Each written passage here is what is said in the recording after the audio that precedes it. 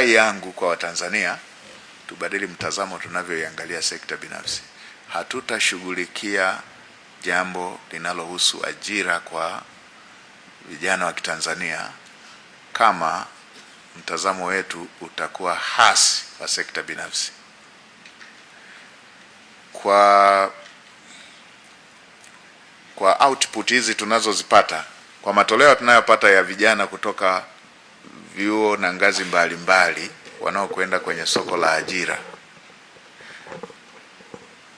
milioni moja na nusu mpaka milioni 2 kwa mwaka, mkombozi pekee wa kuwafanya vijana hawa wawe na kazi zenye heshima ni lazima tujenge sekta binafsi yenye nguvu. Kwa mazingira ya sasa, hakuna nchi ambayo imejenga uchumi mkubwa ikawa nchi yenye uchumi mkubwa kwa kukuza tu sekta ya umma peke yake.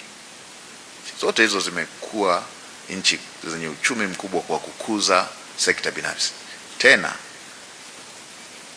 kwa sasa hiki mnachofanya ndio injini ya kukuza uchumi.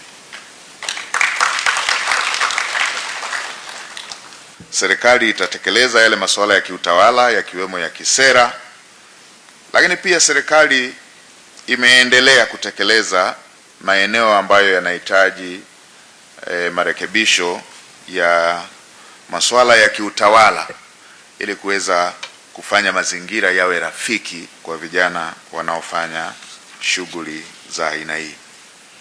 Tumeshughulikia mambo mengi, yamebaki yale ambayo yanatuhitaji yote kama taifa kubadilika.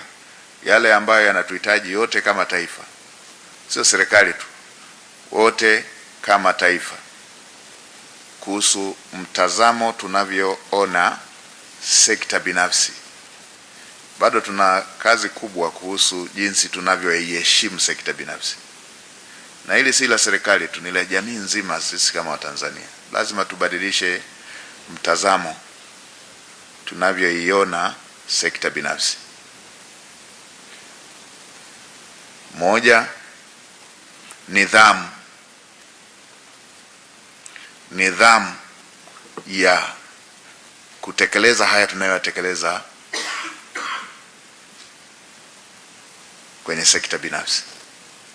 Na sisi serikali tuko bega kwa bega kushirikiana nanyi, na hoja ambazo mmezitoa tumezipokea na tutazifanyia kazi.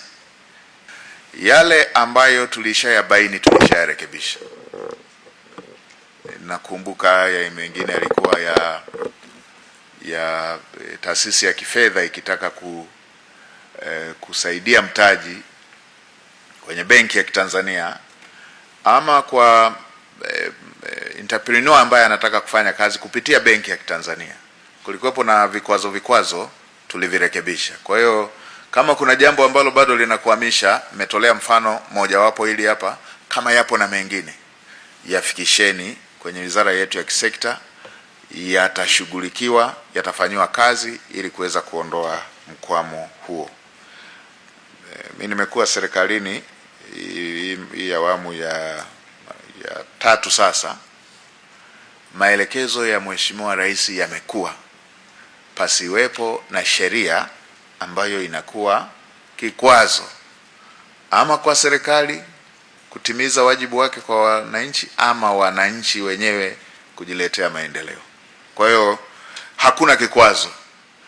Kama lipo jambo linaloonekana kikwazo, kiwe cha kisheria ama cha kikanuni, leteni lirekebishwe haraka. Serikali haina kipingamizi kuhusu kurekebisha hayo mazingira na kuwawezesha Watanzania kujiletea maendeleo. Na kama nilivyosema,